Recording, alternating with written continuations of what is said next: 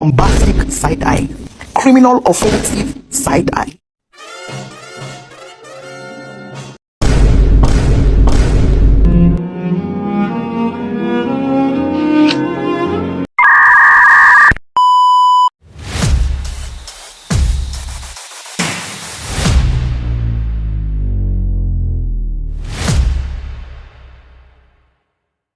Assalamualaikum warahmatullahi wabarakatuh. Halo semuanya, perkenalkan nama saya Jufida Sabihi dari Fakultas Ekonomi dan Bisnis Prodi Akuntansi.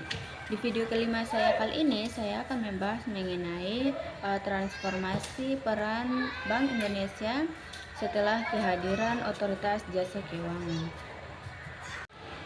Baik, sekedar informasi, dalam konteks ekonomi Indonesia, transformasi peran Bank Indonesia (BI) setelah kehadiran Otoritas Jasa Keuangan (OJK) sangat penting. OJK dibentuk untuk mengawasi dan mengatur sektor jasa keuangan, sehingga BI harus menyesuaikan fungsinya agar tetap relevan dan efektif dalam menjaga stabilitas ekonomi.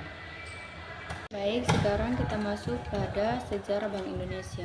Dimulai dari Dejas Bank (DJB) yang didirikan Belanda pada tahun 1828 sebagai bank sirkulasi di Hindia Belanda. Setelah kemerdekaan, DJB dinasionalisasi dan diubah namanya menjadi Bank Indonesia (BI) pada tanggal 1 Juli 1953, menjadikannya Bank Sentral Indonesia melalui Undang-Undang Nomor 11 Tahun 1953. Peran BI sebagai bank sentral modern yang Indonesia semakin ditegaskan dengan Undang-Undang Nomor 23 Tahun 1999. Baik, lanjut, sekarang kita masuk pada kehadiran OJK. Keberadaan Otoritas Jasa Keuangan sebagai lembaga independen yang bertugas untuk mengatur dan mengawasi seluruh kegiatan sektor jasa keuangan di Indonesia.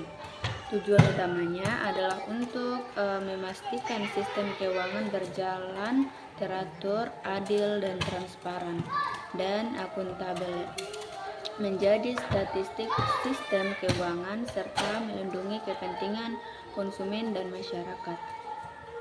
Sekarang kita lanjut pada peran Bank Indonesia (BI), berfokus pada akselerasi transformasi digital, terutama dalam sistem pembayaran melalui BI Fast, dan penguatan ekonomi dan keuangan syariah melalui pendekatan ekosistem yang holistik.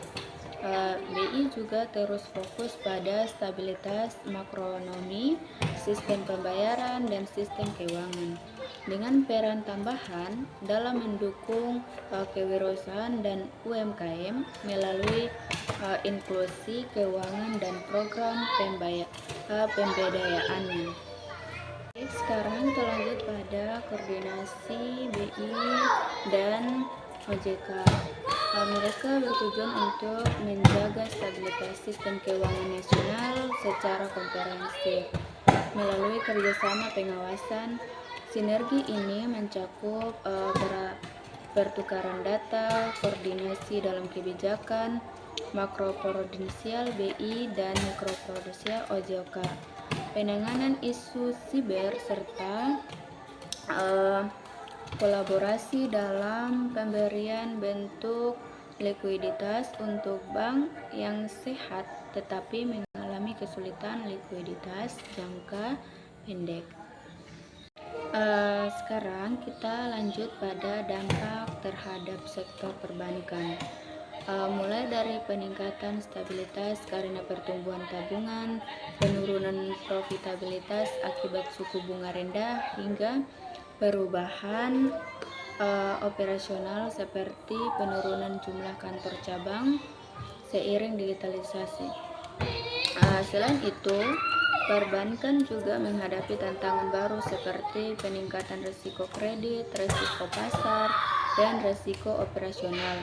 Namun sekaligus juga mendapatkan peluang melalui inovasi teknologi seperti fintech dan kecerdasan buatan untuk meningkatkan efisiensi dan inklusi keuangan.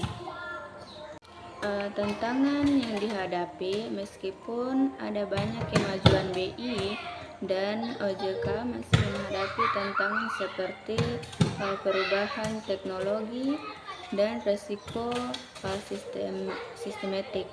Adaptasi terhadap perubahan ini sangat penting untuk menjaga stabilitas dan kepercayaan masyarakat terhadap sistem keuangan. Inovasi dalam kebijakan dalam menghadapi tantangan BI telah memperkenalkan berbagai inovasi dalam kebijakan moneternya. Inovasi ini bertujuan untuk meningkatkan efisiensi dan efektivitas dalam pengendalian inflasi serta mendukung pertumbuhan ekonomi yang berkelanjutan. Baik, sekarang kita lanjut pada peran edukasi dan literasi. Bank Indonesia juga berperan aktif dalam edukasi dan literasi keuangan masyarakat. Program-program ini bertujuan untuk meningkatkan pemahaman masyarakat mengenai produk keuangan dan mendorong inklusi keuangan di Indonesia. Kesimpulannya, transformasi peran Bank Indonesia setelah kehadiran OJK menunjukkan adaptasi yang penting dalam menjaga stabilitas ekonomi Indonesia. Kerjasama yang baik antara BI dan OJK dan memastikan bahwa sektor keuangan tetap sehat dan berkelanjutan di masa depan. Baik, mungkin itu saja yang dapat saya sampaikan. Lebih dan kurangnya saya mohon maaf. Assalamualaikum warahmatullahi wabarakatuh. Oke teman-teman, terima kasih sudah menonton videonya.